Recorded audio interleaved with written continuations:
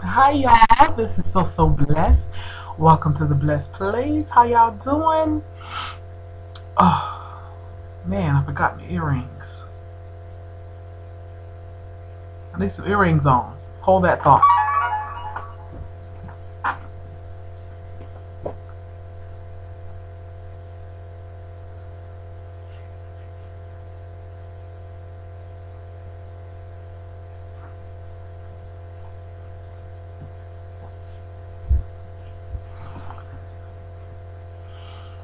Okay, y'all. Feel like I'm sitting here talking to y'all all naked. I need some earrings. Okay, now I'm properly dressed. um, I was really contemplating on what I wanted to talk to you all about because I wanted to talk to you all about something that was happy, jovial, inspiring, motivating, encouraging, and all that when underneath I'm really not feeling that way. And I'm not a faker, I'm not a pretender, so I don't want to get on here and fake and pretend like, you know, um, I've been basically kind of crying all morning. Then I don't want to turn on the camera and be like, hello, how are you? Welcome to the Blessed Place. And I'm like, that doesn't even feel authentic. But then I'm like, but I don't want to get on there and tell people, my business. Um, but I just share a little bit with y'all. Still can't tell y'all the whole thing. It's nothing major. It's nothing major, but you know how sometimes it can be the smallest feather that just breaks the whole camel's back. Um, I know that's not the proper saying, but y'all get what I'm saying. That this is just a feather of a thing, but it just broke the whole camel's back. And it was just a comment that my mom made. One of my sisters told me about a comment that my mom made, and Lord knows I love my mom. Lord knows I do. I love my mom. Lord knows I do. And I know my mom loves us. She loves her four girls so much. But as moms do, she can say some things out her mouth that hurt, and that can hurt so deep. And you just continue to let it go, let it go, let it go, make excuses for it. You say, that's mom, that's mama, that's how she is, that's how she always been, that's how she always be. Do you compartmentalize it and say, I know how to just stick it over here in this little compartment. I know how to stick it over there. I know how to still love her right where she is. And I enjoy being with her. I enjoy visiting her. I enjoy going to lunch with her and all that stuff. But then after a while, it's that one last comment that just, that just gets you.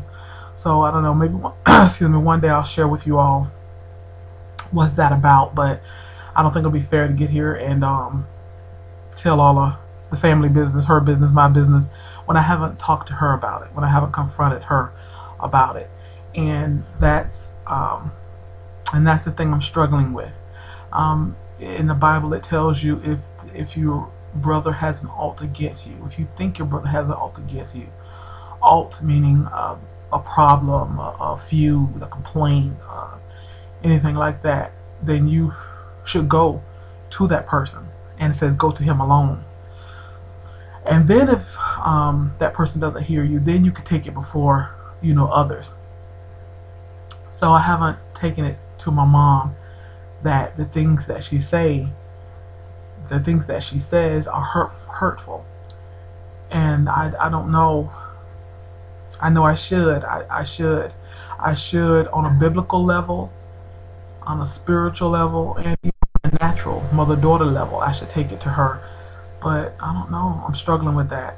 I'm struggling with that because my mom is not the humble kind that says, oh, I'm sorry I hurt you. I didn't know my comments. My mom's attitude is more like, well, you know.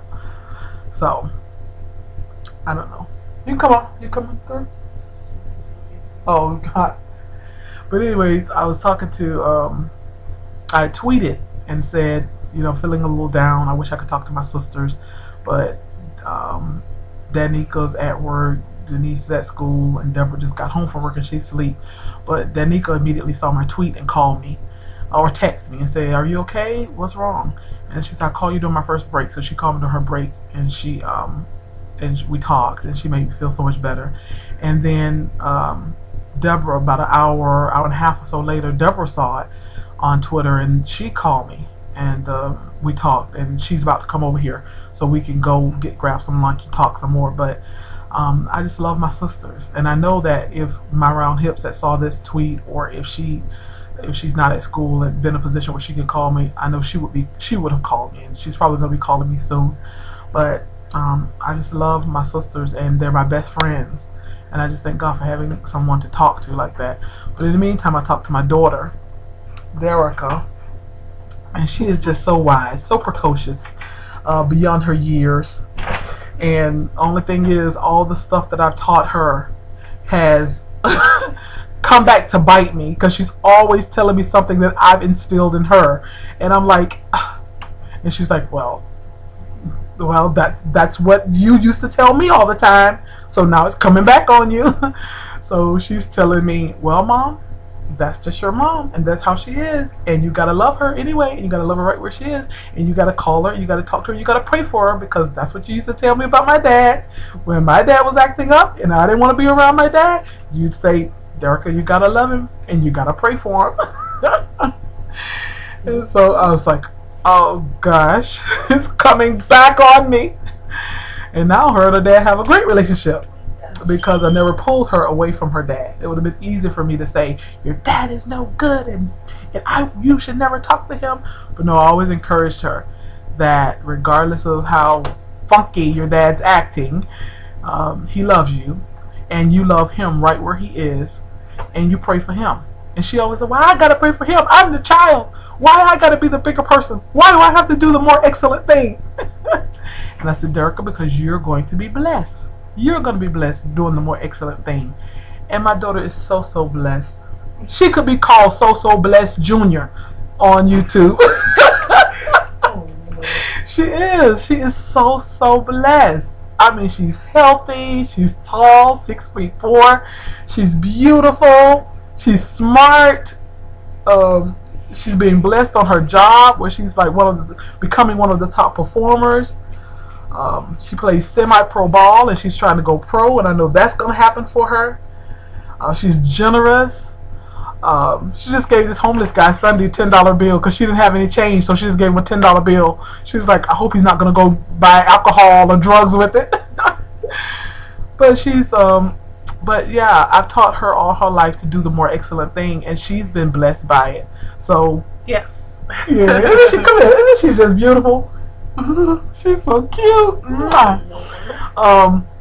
But I've taught her to do the more excellent thing, and she in turn turned around and used that, or advised me to, Mom, you have to do the more excellent thing with your mother. You have to pray for her, and you have to love her, and you have to call her. She said, you don't have to really be around her. She said, you didn't force me to be around my dad, but you did say, Derica, you should call him, you should love him, you should pray for him. So that's what I'm going to do with my mom. I'm going to love my mom right where she is with all of her comments, and I'm going to pray for her, and I'm going to love her. And I just got to work on that, going to talk to her, because that's the part that I'm not looking forward to. Bearing my heart and letting her know that her comments are hurtful. But anyways, y'all, Love to Talk Deb's out there blowing a horn for me, so I'm going to go talk to her, and there's healing in talking to your sisters, your friends, your loved ones.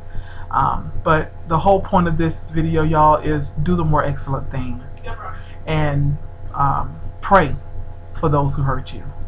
Alright? Y'all be blessed.